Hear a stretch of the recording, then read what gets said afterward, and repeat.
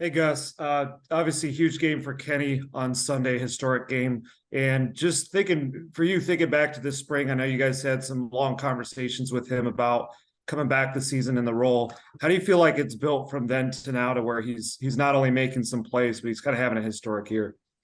You know what? He has been great. He was great last year. I think, whenever you learn a new system and you're asked to change some things up, there's a time period where you go through and you're learning it and seeing how you fit in.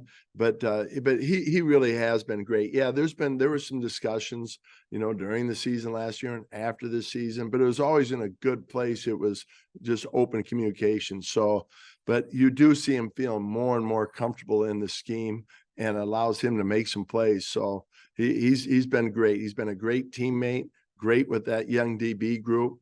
And, it's great to see that he had some plays like he made for us. Just as a quick follow-up, I mean, you feel like you're using him much differently this year, or what's getting him around the ball so much more?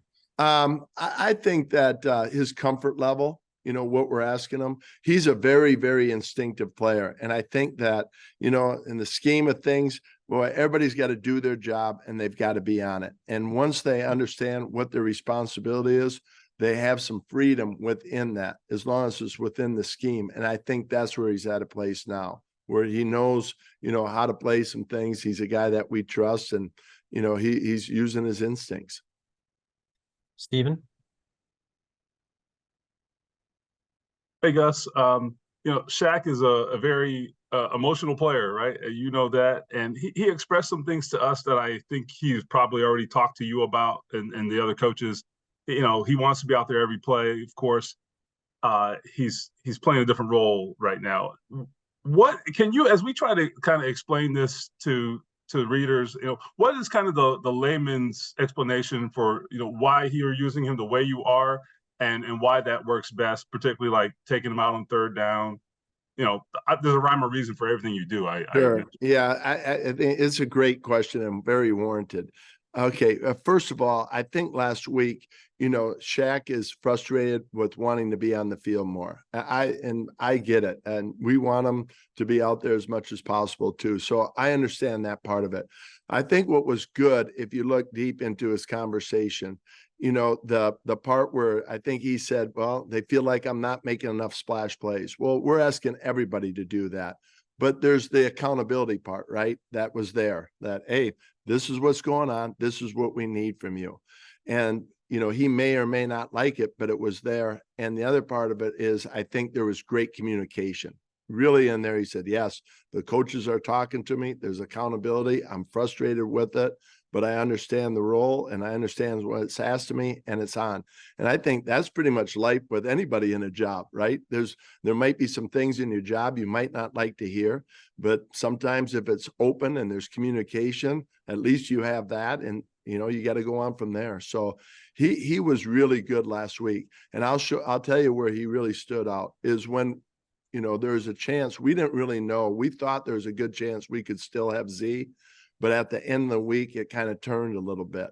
And with that, Shaq stepped up even more as a leader, because all of a sudden Z, who's calling it, he's gone. And you felt Shaq really kind of take over. And it was a beautiful thing. Now, it was great. You could just see him. He was back in his comfort level, taking charge, being the leader. We struggled on some things last week in the red zone in practice. He calmed everybody down, got us back right, did a phenomenal job. Now, as far as the play time, you're right. I think it's still this part where we're looking at him and saying, all right, how many plays in a row can he go? When is he most effective? And it is a process. And on the other hand, EJ is playing very well for us. And we thought the reps would play accordingly if there was enough pace to play in a game, but it's not working that way. It's been last week, it was all nickel game. Yeah. And in order to get EJ on the field, something's got to give a little bit. So, we went back to 2 series for Shaq, 1 for EJ. EJ, you get some third down reps. This will come out to maybe where it's 40 and 25 or something like that. And we utilize them both. And EJ's the same way now. EJ might not be as vocal, but EJ wants to be on that field too. They're great friends and great competitive friends, but they're both battling for playing time. So in a way, it's a competitiveness that's elevated both their games. Do you? I mean, ultimately, Shaq is a competitor, as you said. I mean, I think it sounds like you have that. You understand it. It sounds like you think it comes from a good place. I guess is what I'm Yeah, saying. yeah. I do. Mhm. And it is. I mean, players want to be. I told Shaq, Yeah. don't bend on wanting to be on the field every play. That's what you need to do, and it's not going to be easy on us as a coaching staff, but that's okay. I mean, that's what we're paid to do, to handle that and facilitate it, what we think is best for the team and the best for both of them.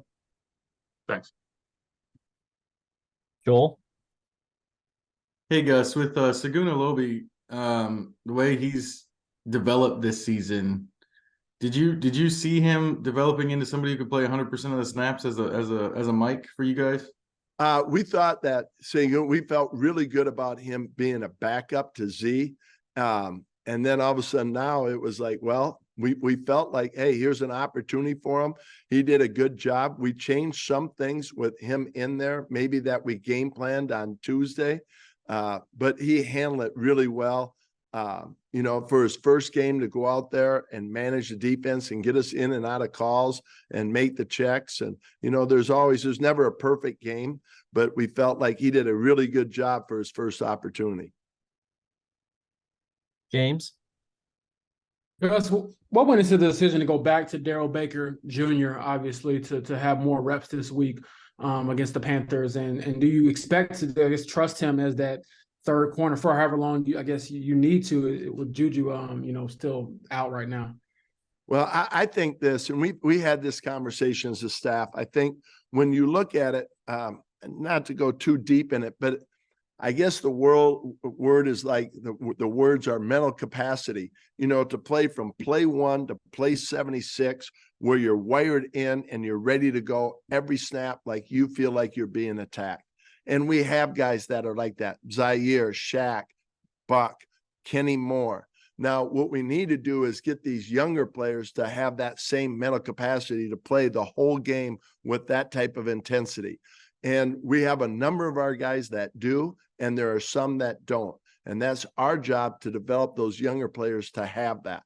I think DJ Baker, this game showed us the mental capacity from play 1 to play 70. I don't know if I could say that in the earlier games. So there was some growth as far as that's concerned. We knew he was capable of it, but he had to show us on tape. And that's why he got another opportunity, I think, because we felt like we know he has it. He just has to demonstrate it. And I thought he did a better job of demonstrating that last week. And one quick follow-up, you mentioned obviously Buck having that mentality. I guess, for lack of a better question, does it ever get old seeing him do things that aren't normal, but he makes them normal or routine? No, it never gets old. And I think sometimes when you see plays like that, it forces you to pause and just realize how grateful or appreciative you are of his play. He's a guy that you can count on. And sometimes you're working so much to develop the other guys that you forget about the guys that are doing their job day in and day out and what they bring. And I think when he plays like that, it forces you to pause and just appreciate what he does bring to this unit and this team. Thomas? Yes, coach, nearly every player rotating on the front line was able to generate a pass rush and wrap up Bryce Young. Can you describe how impactful the pass rush will be in Germany this week? Well, I mean, that's what we're trying to do. I mentioned that when we first got here, is that we need to somehow find a way to generate rush. And, if we can get 8 deep or 8 or 9 guys, that's what we're looking for. And Nate does a great job substituting in. You saw Zay get in there at the end and get 8 or 9 reps, so we could take a look at him in a pressure situation. And I thought he did a good job rushing. So it's that constant journey of trying to find 8 guys that we can count on that can generate rush, from a 4-man look. And, so a lot of guys are getting a lot of opportunity, and we're just trying to see who are those guys. And it's a highly competitive unit right now, and we're seeing who we can consistently count on. I also have a follow-up on New England. They've surpassed 20 points just once this season. What is the biggest challenge that the Patriots present on film?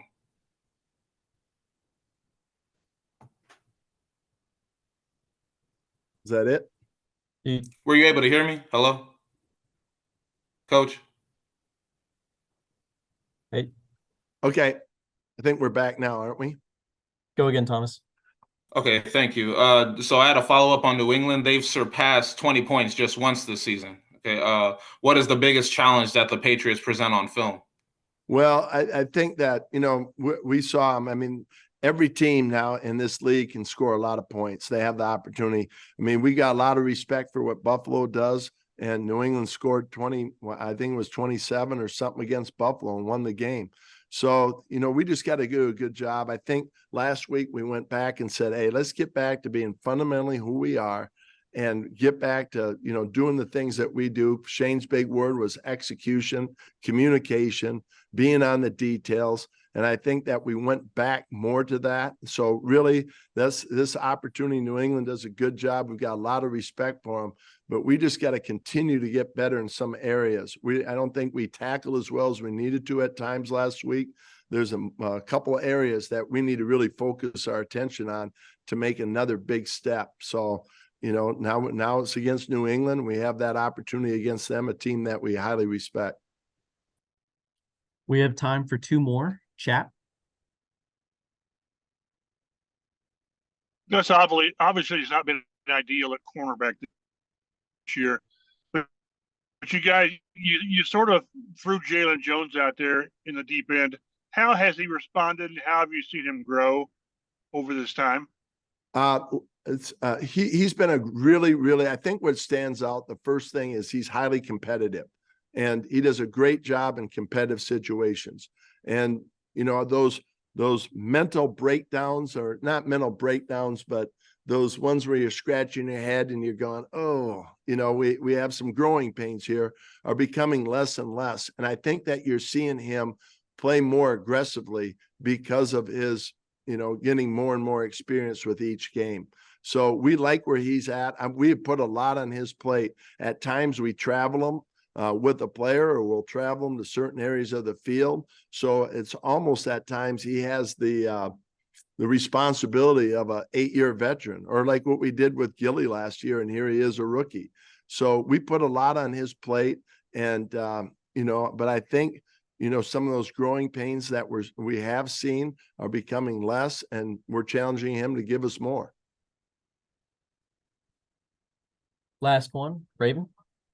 We hear so much around the league about next man up and just being ready when your number is called. So seeing the game that Segun had, and then Tommy Watt getting his first sack, Eric Johnson, same thing. How nice was to see those guys who don't normally see significant playing time make an impact on Sunday? Well, I'll tell you, first of all, we've said that we try to give guys roles on this unit. And if they do well in practice and they're showing us, we want to get them in the game. And I think it's really good for morale, of the unit. It does take some give and take. I mean, there's guys that want to be in there the whole game, but to keep guys fresh and to keep developing players, if they do well, we want to give them a role. And I think that's what you see with Eric Johnson. He's getting a bigger role. Tommy, I mean, he's getting some opportunities, as well as like a guy like Jaylen.